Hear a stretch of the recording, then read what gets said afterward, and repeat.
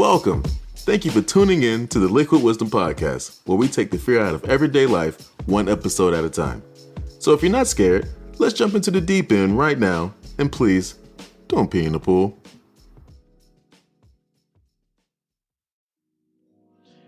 Hey, welcome back.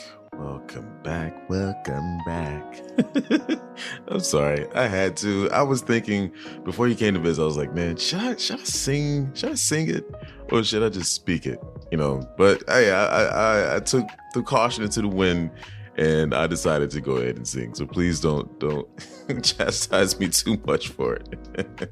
But it's great seeing you again. It's great to have you back here again for another visit.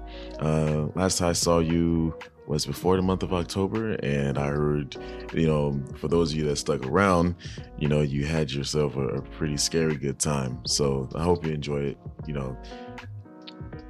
Having fun, experimenting with things can be very creative. It's a very creative experience, and it's fun, even if it doesn't work to the way you like it. Sometimes it's okay to be creative.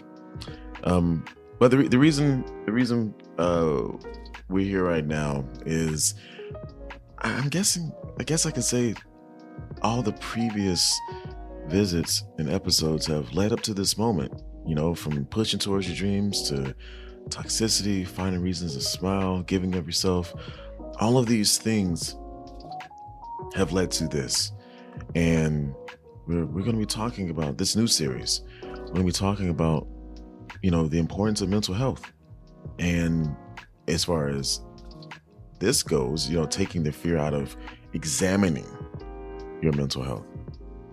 It's becoming something that a lot of more people are talking about more openly and more comfortably, but there's still a long way to go. But I like what we're doing now, in the various communities and from observation and listening, that sort of thing. So, have a seat. Let's get right into it. Let's get right into it. Okay, so I'm so sure that many of us have heard about the importance of mental health, but how many of us actually examine our own lives and assess how stressors, may be affecting our mental health? We all know how major events can have a big impact on our lives, but what about the little things that we let build up? Maybe it's a lack of work. It could be life balance, harassment, toxic relationships, loneliness, or a host of other things. Everyday obstacles, that are getting us down. So how do we handle, these difficulties? When should we seek help? What if something in our background, makes us fearful of reaching out for help? Well, these are all great questions.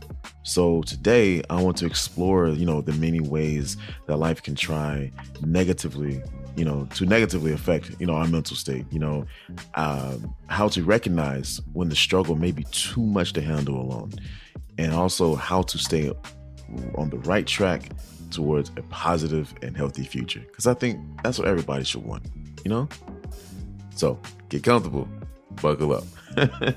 So first question is this, what are some indicators of good mental health? Well, I guess we got to ask ourselves, what does it mean when we talk about, people who are in a good mental shape? So according to healthylife.com, there are several indicators of good mental health. While it is noted that no one may show all of these characteristics at the time, some of these signs of healthy mental mindsets, can include, first thing is they feel good about themselves. Sure, you may have a bad hair day or may not be at your ideal weight, but overall, you love the person who looks back at you in the mirror, right? Another trait could be they can laugh at themselves, with others. I know I've done this about myself many times, because, finding, some toilet paper, on your shoe or stumbling down those last few steps isn't the end of the world for you. You can find humor in your flaws and understand, that no one is perfect, because none of us are. Everyone is on a journey of self-discovery and just constantly trying to improve. Another thing is, they're able to accept life's disappointments. I think this is a very vital thing that we should all learn to do. Because as we all know, disappointments are an unpleasant but honestly unavoidable part of life. You understand that it's not a sign that life is hopeless or that it's time to give up on your goals, because disappointments help you understand and love the successes you're going to eventually have down the road. Another trait is that, they have lasting and satisfying, keywords, personal relationships. You understand, that relationships take time, effort, patience, and you are willing and able to put in the work. You're giving without being a pushover, and you are vocal about your own needs without being selfish or narcissistic. Lots of gems there. And another trait that was posted on the website is that, they do not become overwhelmed by emotions such as fear, anger, guilt, or jealousy. When drawn out over extended periods of time, these emotions damage not only your self-esteem, but also the relationships with those you care about. Other indicators of good mental health include respecting yourself and others, of course, being able to handle life's demands and being able to adjust to change. It may be a good idea to reflect from time to time on where you stand when it comes to your mental health. I think introspection is very important, and we should all do it. We really should. So I bet some of you are asking, like, okay, well, you've explained what are some of the signs of a person in a good mental state, right? But you're probably wondering, well, what kinds of things can affect our mental health? No, that's a very important question. I'm glad you asked. Now, there are times in our lives, when major events can affect us in a negative way. Things like loss of a loved one, abuse and neglect, unemployment, and divorce. For some of you married folks out there, can instantly turn our lives upside down. But I want to encourage you all and remind you, that the silver lining to that dark cloud is that many countries have services that can help during those tough times.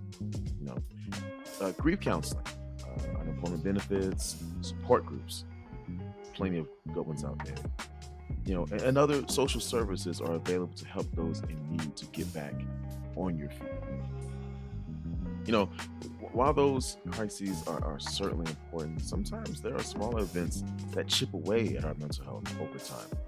Some of those unfortunate circumstances can include things like loneliness, bullying, discrimination and harassment, relocation, social anxiety, or physical health, caring for a loved one who is ill, feeling overworked, unappreciated, or ignored at home or work. And this was going to really knock you off your rocker. Social media, which can include negative comments or comparing yourself to others. This is just a short list of just the everyday things that people deal with on a daily basis. And some people don't even realize of how much of a toll it takes on them mentally or emotionally. Because, these issues and a host of others can wear down your mental stamina, and if they go unaddressed, and left untreated, mental concerns can affect your physical health as well. It really can. It's a synergy with it. So next question is, how does mental health affect physical health? You see, it's like this. Sometimes, right? People don't even realize how much outside stressors can affect their physical health until they visit their doctor. Think about it. How many people do you know feel like they're fine or they're hurting even? They go to the doctor and they find out they have all these different health issues. It's a very sad but very true tale of what takes place. Quite a bit, actually. When we think about it. So the thing is, how do things like mental illness, stress, depression, and anxiety affect the body? Well, uh, according to Bradley University, right, a report from the Mental Health Foundation found that schizophrenia is associated, with a tripled risk of dying from a respiratory disease and a doubled risk of dying from a form of heart disease. Wow. You know, Depression has been linked to a 50% increase in a person's risk of dying from cancer and a 67% increase from heart disease. These conditions have a significant impact on life expectancies, pulled directly from the source. Wow. Many people, also turn to unhealthy habits to cope, with some of the things that stress them out in life. Smoking, drug use, or diet, lack of exercise. The study shows that there is a clear link to poor mental health and a shorter lifespan. Unbelievable. Unbelievable. But, however, there is good news. There's good news. You thought I was going to just give you all this information and not give you something to look forward to or something to hope towards? Oh, man, this is the wrong podcast. But seriously, a positive outlook can lead to, positive physical outcomes.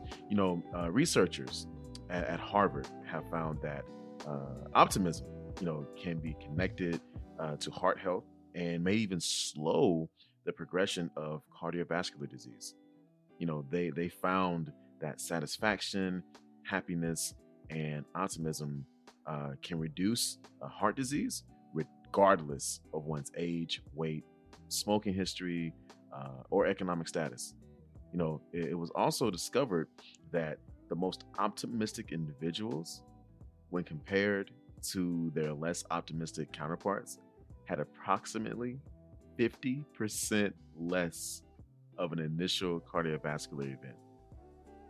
With these facts in mind, why can it be so difficult sometimes to reach out for help? Like, if you think about it, if you're a happier person, if you're more fulfilled, if you find joy in the things that you have in life, the numbers don't lie. Like, if you are happier, your body responds better to it. That's incredible because, some people think that, being happy is just an emotion. No, it's actually a lifestyle.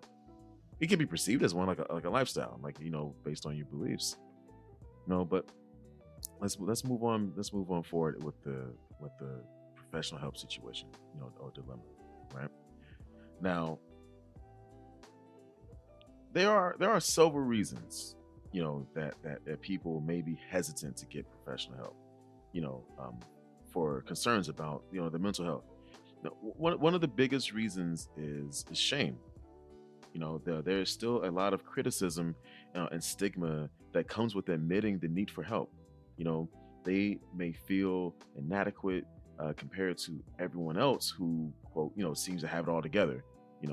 Or perhaps the necessary resources aren't available in their area. They can't afford it, or they can't find a time that works in their schedule. Because all of us are really busy. Have you noticed how busy we've become? Another serve, another day. Just wanted to point that out. Some resources, at least in the U.S., that may help include Mental Health America, or you can go to their website, which is www.mhanational.org. Okay, this site can help you find support groups, inpatient care, therapists, and local services. You can also use Talkspace, where you can take an assessment online and find a therapist that fits your needs.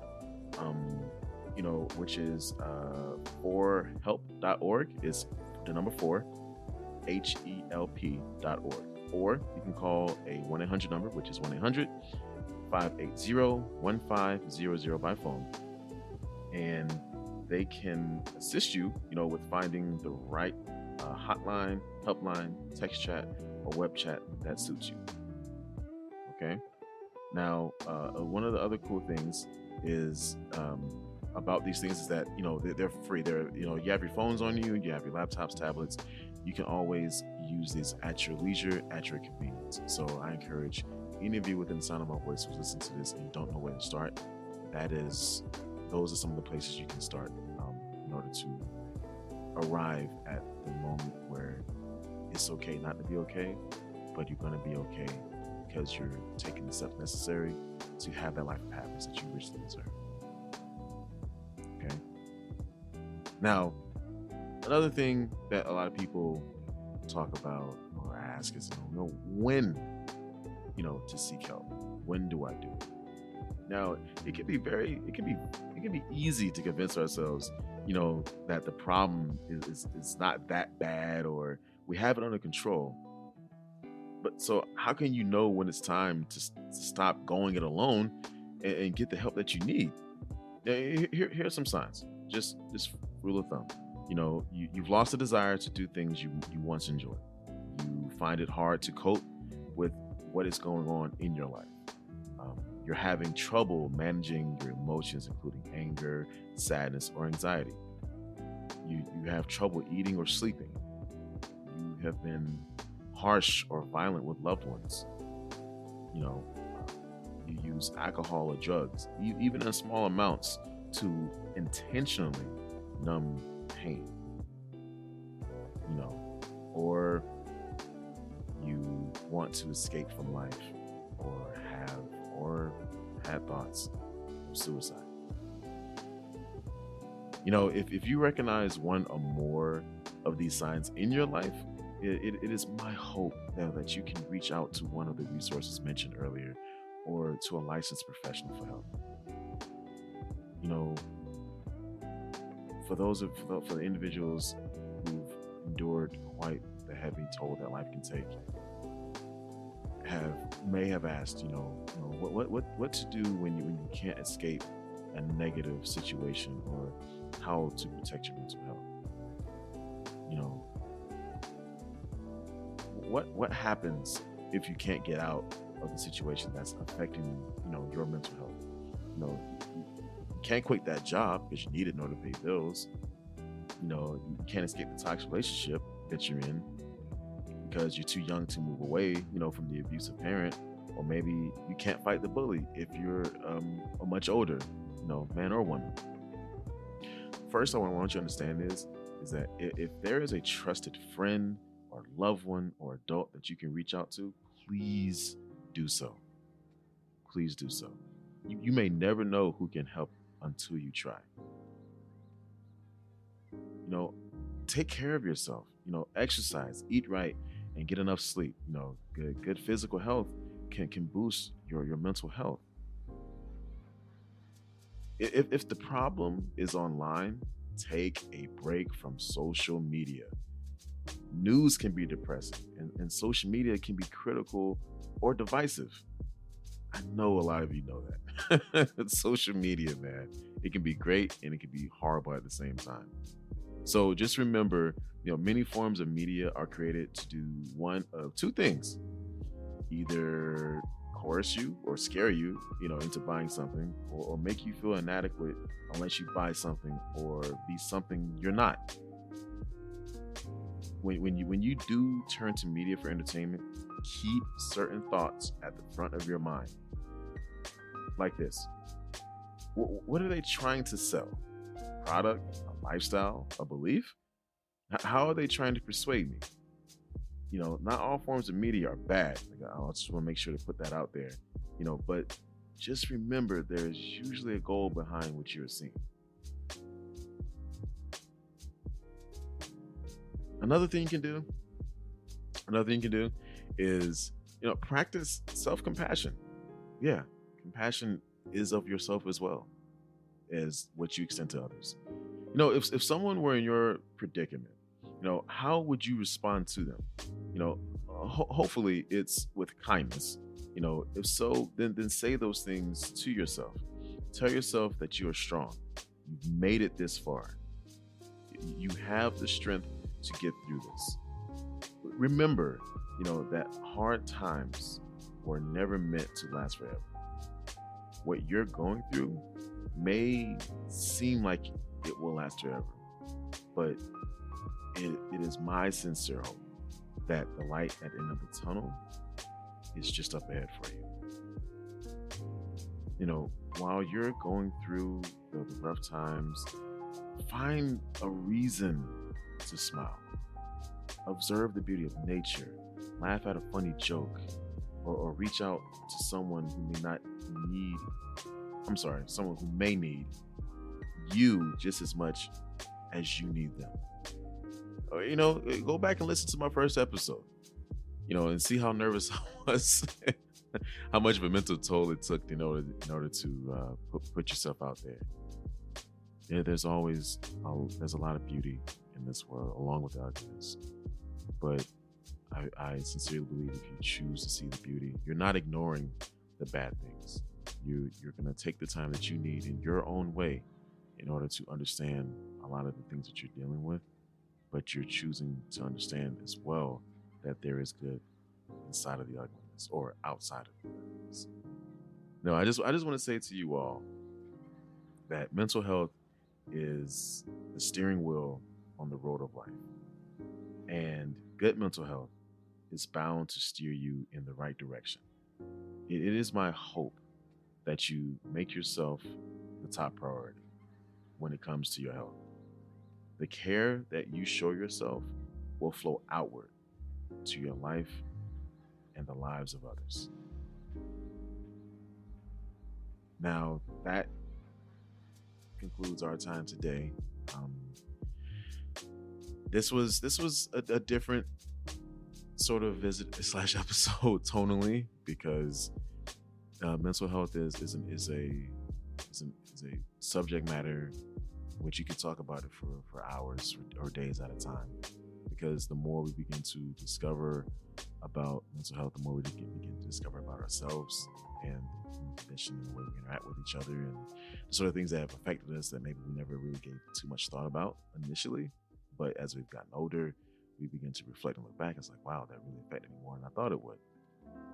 So this particular series is going to talk about that quite a bit. We're going to have other individuals who are mental health advocates come in and talk about it. This is the first episode of the series, so there's definitely more to come. Also, got a special treat for you all within the series. Going to have something that's never been done before on this podcast. Someone's going to come in and give their perspective on taking the fear out of mental health examination and awareness and things you can do.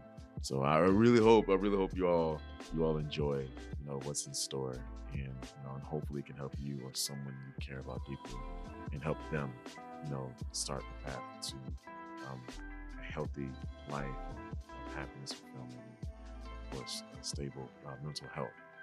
So before I go, I always of course sign off with this. You beautiful human being listening to this episode, you are only a couple of decisions away from discovering purpose and maximizing potential. And I'll even add something different and special to this one as well. And once you maximize that potential, I hope that through that, you discover just how amazing you are despite your flaws, and that your mind, though it carries the weight of so much sadness in your life, that it shines so bright that others can see it within you. Take care of yourselves. Until next time we meet. Take care.